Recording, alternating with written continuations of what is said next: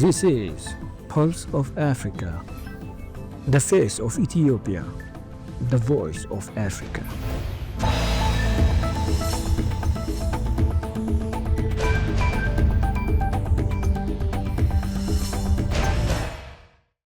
Greetings viewers, you're watching Pulse of Africa. I'm Frau Namak, bringing you today's latest news. First, here are our top stories.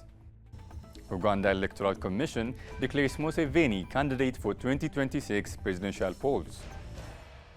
Malawi Electoral Commission set to announce presidential poll results. Algeria opens first Confucius Institute to promote academic exchange with China. Now, the news in detail. Uganda's Electoral Commission on Tuesday officially declared President Yoweri Museveni a candidate for the 2026 general elections after verifying his nomination document at its headquarters in the capital, Kampala. I declare Yoweri Museveni a duly nominated candidate in respect of the presidential election 2026, said EC Chairperson Simon Mugenyi Byabakama. The Commission calls on all participants, their agents, aspirants, and the general public to uphold the value of peace, dignity, and mutual respect through the nomination process and mostly in the upcoming campaign period for the presidential candidates. Byabakama added the ruling National Resistance Movement Party in July endorsed Museveni, who has been in power for 39 years, as its sole presidential candidate and national chairman for the next 5 years. The Malawi Electoral Commission is set to announce the winner of the presidential race following the September 16 general elections. By Monday evening, the MEC had tallied and verified results from 24 of the country's 36 councils and is expected to release the remaining 12 on Tuesday evening, paving the way for the official declaration of the winner. Partial results indicate that former President Peter Mutharika of the Democratic Progressive Party is leading by 2,022,879 votes, distantly followed by incumbent President Lazarus Chakwera of the Malawi Congress Party, who has gained 732,575. Daliso Kabambe of the United Transformation Movement came third with 146,664 votes. According to Malawi's electoral law, a winning presidential candidate must secure 50% plus one of the total valid votes cast. Failure to achieve the threshold would result in a runoff. The University of Algiers on Tuesday inaugurated Algeria's first Confucius Institute, established in a partnership with China's Northwest Normal University, marking a milestone in bilateral academic and cultural exchanges. At the inauguration ceremony, Algerian Minister of Higher Education and Scientific Research, Kamel Badiri, welcomed the establishment of the institute, saying it will further promote academic cooperation and deepen cultural exchange between the two countries.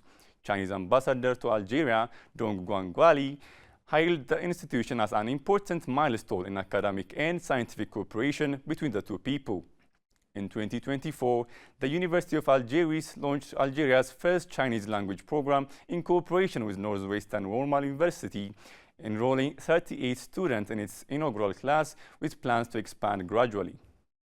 African leaders have emphasized the critical role of the African Center for Disease Control and Prevention, African CDC, recognizing it as the continent's leading public health agency. This came as the Committee of Head of State and Government of the African CDC convened an extraordinary virtual session on the margins of the 80th session of the United Nations General Assembly.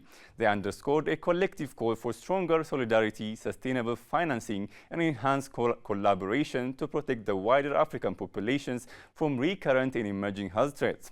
They reaffirmed support for the African CDC's leadership in coordinating outbreak response, accelerating the African procurement mechanism, scaling up local manufacturing, and operationalizing the African Medicine Agency to advance regulatory harmonization. The United Nations Secretary General opened the General Assembly high-level debate with a stark message. The world is awash with overlapping crises, from wars and humanitarian emergencies to climate breakdown, and leaders must decide now what kind of world we chose to build together. Each September, heads of state and government gather in New York for high-level week, where leaders present their global priorities. The Secretary General's opening address traditionally sets the tone. At its best, the United Nations is more than a meeting place. It is a moral compass, a force for peace, a guardian of international law, and a lifeline for people in crisis, he remarked. He noted that today's multipolar world could bring dynamism, but without cooperation, it risks instability. Multipolarity without effective multilateral institutions caused chaos, as Europe learned the hard way, resulting in World War I, he said. International cooperation, he insisted, is not naive, but a necessity. Brazil's President Luiz Inácio Lula da Silva announced on Tuesday a $1 billion investment in the Tropical Forest Forever facility, a multilateral funding mechanism it has proposed to support conservation of endangered forests at a United Nations event in New York. The announcement, which confirmed an earlier report by Reuters, makes Brazil the first country to commit a contribution to the Forest Fund, which may be the Brazilian government's main deliverable at the United Nations Climate Summit known as the COP30 that it will host in the Amazonian city of Belém in November. Brazil will lead by example, Lula said. I invite all partners present to put forward equally ambitious contributions so that the TFFF can become operational at COP30. That ambition seemed to resonate with several officials attending the meeting. The story of resurgent Ethiopia and burgeoning Africa is here, only on the Pulse of Africa channel. All the time, Pulse of Africa, the face of Ethiopia, the voice of Africa.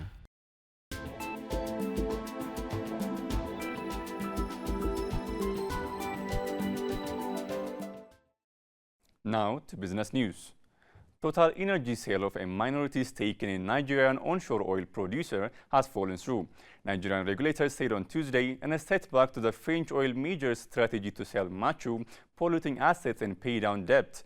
Total agreed in July 2024 to sell its 10% stake in Shell Petroleum Development Company of Nigeria Limited to Mauritius-based Chapal Energies, one of a wave of de-investment by oil majors in recent years of onshore Nigerian oil assets. However, regulatory approval for the sale granted last October has been withdrawn because the two sides have not made financial commitments required to complete the deal, according to Inora Akinokuto, spokesperson for the Nigerian Upstream Petroleum Regulatory Commission. Finally, Morocco's central bank left its benchmark interest rate at 2.25% on Tuesday, citing persistent global and domestic uncertainties, trade tensions, conflict in the Middle East and Ukraine, and the impact of water stress on Morocco's crop continue to weigh on the economic outlook. The bank said in a statement following the quarterly border meeting. Inflation is expected to average 1% this year, stable versus last year before picking up to 1.9% in 2026, the bank said.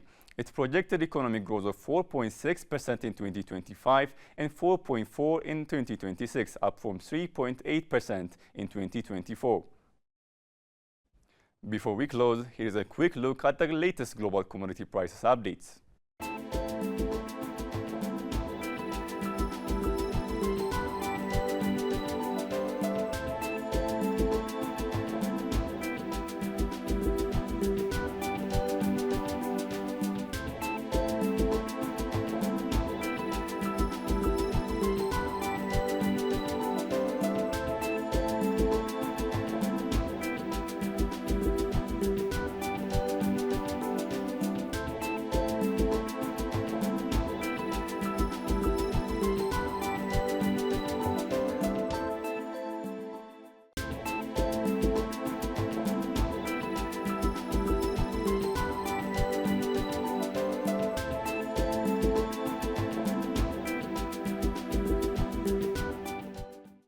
Next, let's take a look at the current weather forecast.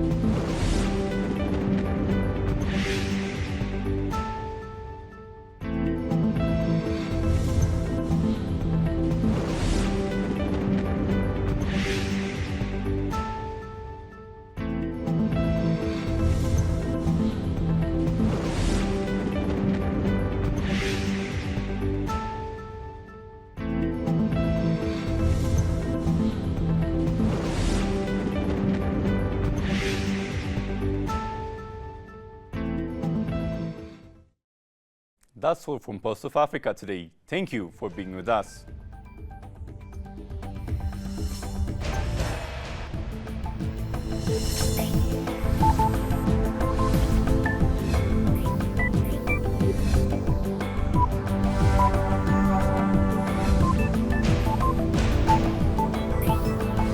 This is Pulse of Africa, the face of Ethiopia, the voice of Africa.